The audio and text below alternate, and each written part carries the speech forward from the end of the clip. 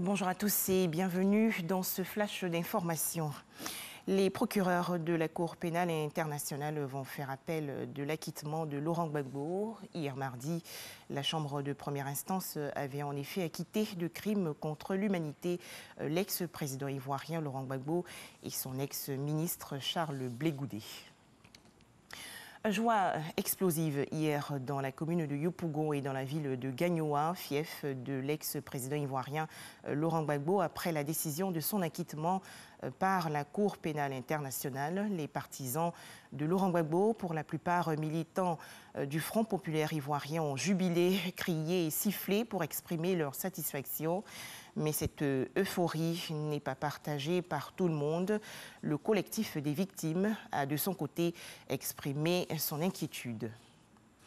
Toujours en Côte d'Ivoire, où en sont les travaux de construction du lycée Alassane Ouattara de l'amitié ivoiro-chinoise? Les responsables du ministère de l'Éducation nationale, de l'enseignement technique et de la formation professionnelle se sont rendus sur le terrain pour voir l'avancement des travaux. Le point avec Sefoura Zegui et Grace Kando. Bâti sur une superficie totale de plus de 19 hectares, les travaux du lycée d'excellence Alassane Ouattara de l'amitié ivoiro-chinoise de Grand Bassam sont achevés à 60%.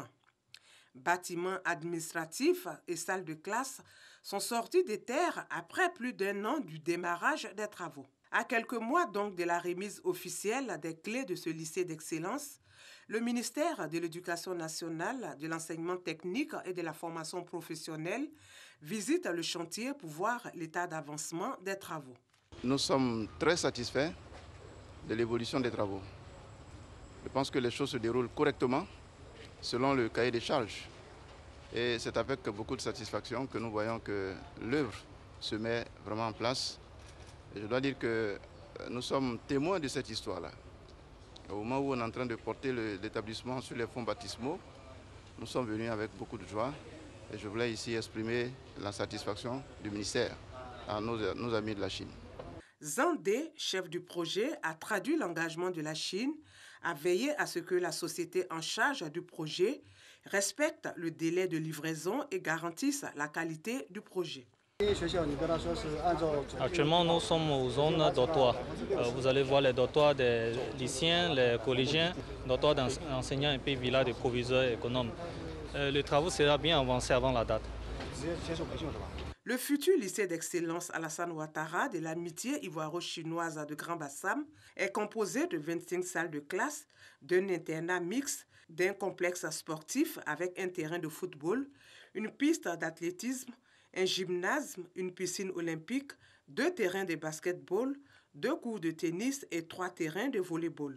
Le lycée comportera aussi d'autres bâtiments et ouvrages annexes, dont un auditorium, une infirmerie, un château d'eau, des voiries et réseaux divers. Il sera livré le 4 septembre prochain. Un mort et plusieurs blessés à Ouagadougou, Burkina Faso. Une explosion a secoué le lundi 14 janvier dernier un quartier du 9e arrondissement. L'accident a détruit plusieurs habitations et causé de nombreux dégâts matériels. Selon le ministère burkinabé de la Sécurité, l'explosion s'est déroulée dans une maison où étaient entreposés des explosifs et détonateurs habituellement utilisés sur les sites aurifères. Au Kenya, une vingtaine de morts hier dans l'attaque d'un complexe hôtelier de Nairobi, la capitale. Les islamistes radicaux somaliens Shabab ont revendiqué cette offensive. Enfin, les députés britanniques ont rejeté hier massivement l'accord sur le Brexit conclu avec l'Union européenne. 432 voix contre et seulement 202 voix pour. L'opposition travailliste va présenter une motion de censure contre le gouvernement de la première ministre Theresa May. La Chambre des communes lui donne jusqu'au lundi 21 janvier prochain pour présenter un plan B. Et c'est la fin de ces 5 minutes d'information. Merci de nous avoir suivis.